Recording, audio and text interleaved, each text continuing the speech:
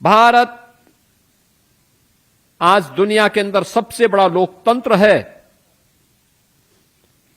तो इसलिए क्योंकि भारत के स्वाधीनता संग्राम सेनानियों ने, भारत के क्रांतिकारियों ने देश की आजादी के समय उन मूल्यों और उन आदर्शों के लिए अपने आप को समर्पित किया था। और इसलिए व्यवहारिक रूप से जो भारत के हित में है उसको उन्होंने प्रभावी ढंग से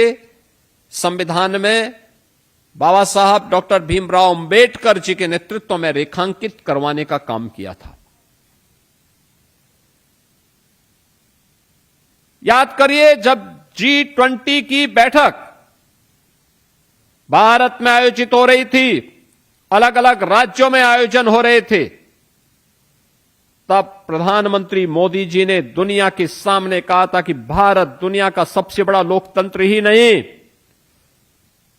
बल्कि यह दुनिया का सबसे प्राचीन लोकतंत्र भी है, और अगर कह सकें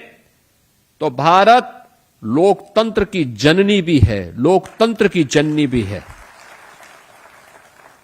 जब दुनिया लोकतंत्र के बारे में नहीं जानती थी, तब भारत के अंदर तमाम गांवों में तमाम ऐसे क्षेत्र थे जहां पर लोकतांत्रिक मूल्य और उसके अनुरूप व्यवस्था का संचालन होता था, स्वतःस्फूर्त भाव के साथ होता हुआ दिखाई देता था। बहुत सारे ऐसे उदाहरण मिलते हैं जिनका हजारों वर्षों का इतिहास है, जिसमें इस बात के उल्लेख मिलते हैं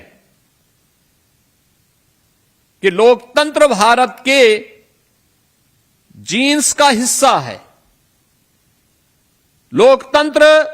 की शासन पद्धति भारत के अंदर ही पनपी, फली फूली, दुनिया के अंदर गई, और आज भारत फिर से दुनिया के सबसे बड़े लोकतंत्र के रूप में शानदार यात्रा को लेकर के चल रहा है। ये लोकतंत्र, यह दुनिया के सबसे बड़े लोकतंत्र में ही संभव हो सकता है जहां पर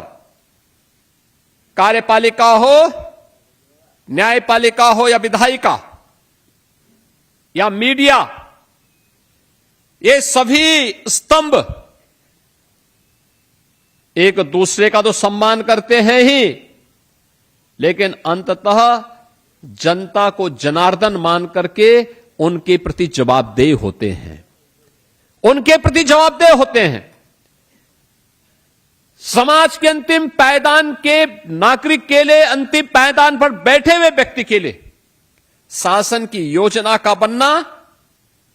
ये लोकतंत्र की सशक्तिकरण का आधार है।